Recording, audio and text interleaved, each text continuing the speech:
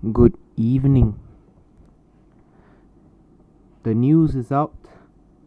Fernando Alonso has renewed with Aston Martin. My goodness. I will very much say I totally saw this move coming. Why was everybody expecting him to go elsewhere? Why? I will answer for myself that I did not expect him to go from Aston Martin, and he said it. He's gonna stay. And I know there's gonna be lots of political chaos at Red Bull, but this is actually part of the plan. The reason why the Alonso to Red Bull rumors were swirling around on social media was also maybe for Alonso to take advantage of the fact that 1. Red Bull is under internal chaos. Number 2, that Red Bull is not as unbeatable as they are. Because they are unbeatable on the track. But because what goes on off track will affect the on track performance, I will tell you this. The dominance of Red Bull will continue only for a shorter period of time. And the one thing I know on Max Verstappen so far is the fact Verstappen, he will not tolerate bullshit. And with a lot of bullshit going on in Red Bull, even though Max is committed, I can see him go elsewhere. Watch him race the World Endurance Championship with Team Redline or whatever that is called. Watch him be the class of the GT3s in the future. Because he has a future. Max has very wide horizons in racing in his eyes. Formula 1, it's about to pass for him. We just don't have his visions. Anyway, back to Aston Martin. The reason why Fernando Alonso is staying in Aston Martin is because 1. What else does he have? What else does he have? I want to spoil it a little bit, yeah? The reason why Fernando is not staying is because 1, he doesn't have a family of his own yet. You see, he's a single man, yeah? I mean, he's got girlfriends there, and he was married at one point and got divorced. But it also shows that his real passion at this moment is racing. And he'll probably forever be racing. Yes, Max Verstappen has a girlfriend, Kelly Piquet, and the daughter, Penelope, also likes Max and all. But otherwise, Max still is very passionate for racing. The thing for Alonso is that there is slightly less distraction on his end, so he can put more of his focus on racing. I mean, this is the same guy that after leaving McLaren and the whole grid in 2018, proceeded to not only race the Indy 500 a few more times, well, few more, I mean 2 more times. Is it? I guess so. And fail miserably so far. And also win the 24-hour of Le Mans. This guy is still hungry for an Indy 500. Who wouldn't? Joseph Newgarden, the man who was starving of an Indy 500 win for so long, to finally win it in 2023 after much controversy. But still, better to win than not to win the Indy 500. And I know Fernando Alonso will want this. And the next thing, because of Aston Martin partnering with Honda, it means another opportunity for the PR between Alonso and Honda to blossom. A real opportunity, putting aside all the drama that Ron Dennis inevitably bought with the Bahraini shareholders, that Alonso and Honda was a strained relationship in these circumstances. Now, with a different circumstances, a different set of an atmosphere, I think we may actually see Alonso and Honda blossom together. I think we're gonna see a very, very new side of Alonso and another side, and maybe a different light with Honda as well. I will say this will be 10 times better than whatever the heck Toyota were doing in Formula 1 back in the 2010s, because what were they doing? One thing I say, they did not cook. But back to Honda and Aston Martin, I think they will cook. Now, as for the person partnering Alonso, the partnership between Honda and Aston Martin also sends me another message that there will be a Japanese driver as the next James Bond. I'm gonna talk about Tsunoda Yuki. And yes, excuse me if I use the Japanese naming order, but just let me cook. Alright, onegaishimasu. Yuki is one of the best midfield drivers right now. You know, Tsunoda Yuki, hot-headed, temperamental when he first came to AlphaTauri, but this year he has stepped it up a notch. He has been slowly stepping up, but this year is his big year. He can finally own Daniel Ricciardo. And I would say this, I think Nick De Vries have a very positive impact on him. I mean, Marco may have regretted having De Vries, but I will tell you, the person who did not regret Nick De Vries is Yuki. Because in one article, Yuki compared De Vries to the one man, Niki Lauda. The fact that Yuki compared Nick De Vries, one of the worst rookies in recent years, thankfully better than Mazepin and Mick, comparing Nick De Vries to Niki Lauda, 3-time world champion. But the facts are here. Nick was giving feedback, and Yuki learned a lot from it. And I'm actually quite sad to say that perhaps Nick De Vries was the Lauda that Yuki needed. Because by the time Yuki came into Formula 1 in 2021, it has already been almost 2 years ever since Niki Lauda left this planet. Never forget the sad day. Lewis was wearing a red helmet. Danke, Niki. So really, the Niki Lauda of the 2020s, I would argue, thanks to Tsunoda, is Nick De Vries. Maybe you could call him Nicky De Vries or Nicky De Lauda. Anyway, the next thing about Tsunoda now is that he is whipping Ricciardo out of Formula 1. I'm very sorry to say this, but with the performances, the improvements that Daniel is making, the fact that he is no match for Yuki so far, and even though he's trying to match, come on.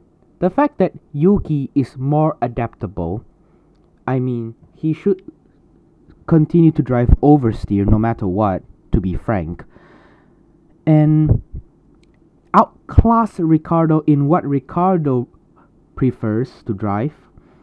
This will actually slow Ricardo down, like slow his confidence down. And at this point, with a lot of the controversy going on at Red Bull, it will only mean one thing. Christian Horner and Daniel Ricciardo may as well just get out of the team. Because if they don't get out, Max Verstappen may as well leave the team, which he doesn't want. The Austrian side doesn't want. Even the Thai owners also don't want. So that's why they came for a compromise. So this is also why I just feel like the imminent departure of Christian Horner after nearly 20 years of service to Red Bull. I'm gonna be very sorry to say this, but Checo, Daniel, and Horner will be leaving the team at the end of 2024. And I wonder if Jonathan Wheatley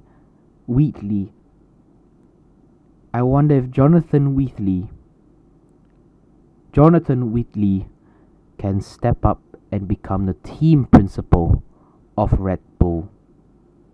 I think he has the capacity to step it up. Because clearly, ever since the departure of Dietrich Mateschitz, the team has not been the same. So it is time for the new direction. I know Red Bull Powertrains is Horner's brainchild, his idea, but the team needs stability because Horner got a little bit too greedy and he ended up taking advantage of women. Does it sound pleasing? No, it does not. It sounds gross. It sounds disgusting. So honestly, this is why I can't bother even drinking a Red Bull this year. The next thing I want to go back now, let's go back to Aston Martin. The reason why Alonso is staying with Aston Martin.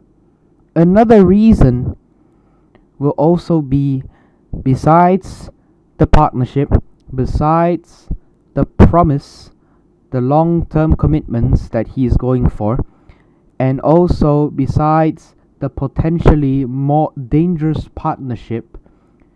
And when I say dangerous, I mean to the whole grid. A Tsunoda-Alonso partnership will be very fruitful, I will guarantee. Because Yuki will learn a lot from a matured Alonso as well. When these two mature well together, work well with each other, drivers nearly 20 years apart from each other, you have a lineup that is once of a lifetime. Meanwhile, Charles Leclerc and Lewis Hamilton only have a 12-year difference. Sergio Perez, Max Verstappen, only 7-year difference. Valtteri Bottas, Zhou Guanyu, 10-year difference. I mean, okay. The only drivers that have the smallest age gap so far is Esteban Ocon and Pierre Gasly. After that is Lando Norris and Oscar Piastri at McLaren. But yeah, a Tsunoda-Alonso partnership will be delicious. Now, the last reason why is because Lance Stroll, I'm gonna be very sorry to say this. When I first saw Lance Stroll in 2017, he was riding off the Verstappen train. You know, the thing about this Verstappen train is all started when Max made his debut at the age of 17. That's how the FIA changed the rules, because of this man right here. This is a positive change because only Max can do that shit and nobody else. Now, Lance Stroll is the next of the Verstappen young driver revolution. How well did he fare in 2017? He was okay. He was in a Williams. It was still decent. He got a podium in Baku. Youngest driver to even hit the podium. Because unfortunately for Max, he did not reach the podium until Spain 2016 after turning 18 years of age. So, for Lance Stroll to still have a podium at the age... Wait, Stroll was 18 as well. He was 18, I mean, you can't drive in F1 unless you're 18 and above. But Lance was younger than Max when he got on a podium. So, ever since 2017, there was still promise that Stroll would rise and rise, but even though the Williams was declining continuously, but I feel the point where Lance's progression Lance's progression, career progression started to stall was when he entered Racing Point with his dad. What was once known as Force India would later become Racing Point. And unfortunately for Lance Stroll, this was where his career started to stagnate. I'm very sorry to say that, but his career has stagnated ever since he entered Racing Point, now Aston Martin. Even though he performed well against Sebastian Vettel. Sebastian was at the tail end of his career, and unfortunately for Lance, I feel like it's a long tail end of his career. I feel like there was never genuinely a peak in his career. I think, actually, I'm just gonna think out loud a little bit. I think his decline started in 2021 and not 2020. 2020 and 21 were in some ways his peak. But 2022, oh boy. The decline started 2023.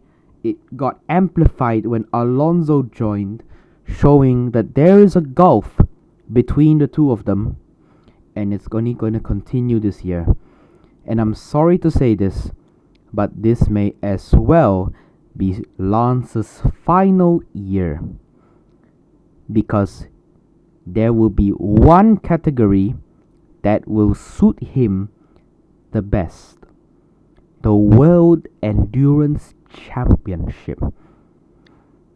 Because only would you want to be a hero to your nation, would you want to fulfill what the legends could not even do in their lifetimes, would you want to pass up that opportunity for your country?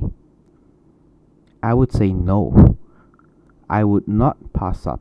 I will take that opportunity with my bare hands, strangle it until I get it. And this is what Lance Stroll has to do, because Aston are confirmed to be joining the World Endurance Championship. So because it is confirmed, that means they gotta get the drivers ready, the cars ready. Lance Stroll will need to prove himself, and I think he has proven more than worthy for the World Endurance Championship. He has to take advantage of the rise in endurance racing, because the popularity of it will only slowly continue to improve. Not to the extent of Formula 1, but I think it will be to a point where people will notice him and will acknowledge him when he becomes a champion. Watch Lance Stroll in Le Mans next year. Will be tasty. So that's why, unfortunately for this year, it will be Lance's final year. So he's gonna drive like it's his last, because it will pretty much be his last ever season in Formula 1. I'm sorry to say, Stroll is 25 years old, still younger than Verstappen. But then again, why not carve out a career in endurance racing? His Formula 1 career has stagnated for too long. Why not have a fresh start? Why not have a fresh start? So, the World Endurance Championship it is, allowing Tsunoda to leave RB, Visa, Cash App, whatever that's called, and joined Aston Martin, because Honda will be waiting in the wings. Anyway, sorry to ear rape you a little bit, but thank you for watching this video. Thank you for hearing me out. Perhaps my next video will be on another driver with my gut feeling. Thank you for watching. Good night.